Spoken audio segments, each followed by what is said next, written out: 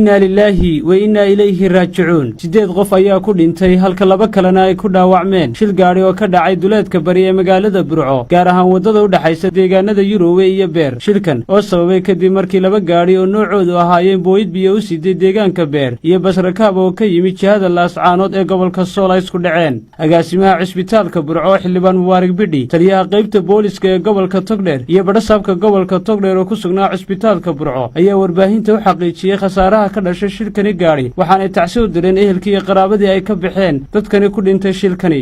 waxaan leeyahay 7 qof oo dhintay iyo 3 dhaawac ah marka dhaawacina soo gaaray mid ka mid iminku ku geeriyay cisbitaalka magaalada Burco laakiin dhimashada anaga waxa nagu soo gaadhay cisbitaalka 7 dhimasho labada dhaawac ee noo yaala mid xaaladiisu waa culustay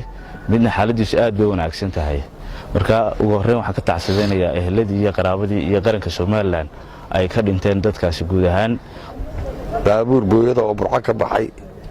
iyo shirkadda bixin bas ay leedahay oo ilaa 10 qof saareed ayaa isku dhacay Yurowe iyo Beer dhexdooda waliba xagga beereed u dhow marka waxa khasaaruhu noqday 7 dhimasho ah iyo mid imika isbitaalka ku dhintay waa 8 labana waa dhaawac idwaa imika waa serious laakiin ka kala waa ladan yahay ilaahay waxaan ka baryaynaa in ilaahay samiriye iimaan runta ka siiyo eheladii dadka halkaa ku geeriyooday waxaa runtii dhacay shil aad iyo aad runtii u naxdi badan oo sida agaasimaha iyo taliyo ay sheegeen ka dhacay Beer iyo Yurowe dhexdooda dhimashadu ilaa hadda imika waa 8 iyo labada dhaawac ilaahay waxaanu ka baryaynaa in inta dhimatay ilaahay u naxariisto inta dhaawacantana ilaahay u sahlo dhakhtarka runtii waxaa mudan in loo mahadnaqo oo loo duceeyo agaasimaha cisbitaalka oo runtii dhakhtarkan ku soo celiyay shaqadii uu lahaa oo dadka u shaqeeya inna lillahi wa inna ilayhi raaji'uun laba gaari oo gaari booyada iyo gaari basaskan la yiraahdo bixina shilka waxa ku dhaawacmay 2 qof waxaana ku nafwaayay 8 qof sida agaasimaha iyo taliyaha qaybtu ay sheegnay inuu goobjoog aynu nahay dadkaasu dhintay waqtigoodii bay dhinteen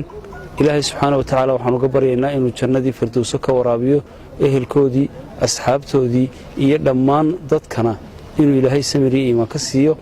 inta dhaawacan oo laba ah iyagana ilaahay waxaanu ka baryaynaa inuu sacabo malaa'ikeed oo mariyo aan maaragtay uga soo jeediyo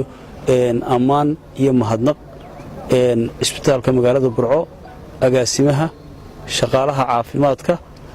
hadday dhakhaatiirta waaweyn iyo hadday neers yihiinba iyo shaqaalaha kale ee kala duwan oo runtii aad indhihiina ku arkayseen sidii loogu shaqeynayay dadka dhaawaca ah waxaanan ognahay ilaa iyo laga soo bilaabo sanadkan intii maaragtay maamulka cusub uu yimi wasaaradda caafimaadka hadday isuduwa tahay iyo hadday agaasimahaba tahay in isbedel muuqdo oo runtii aynu ku diirsanay kuna faraxnay haddaynu dadweynaha reer Togdheer inuu isbitaalka uu ka muuqdo Khadar Hanad codka bariga Afrika magaalada Burco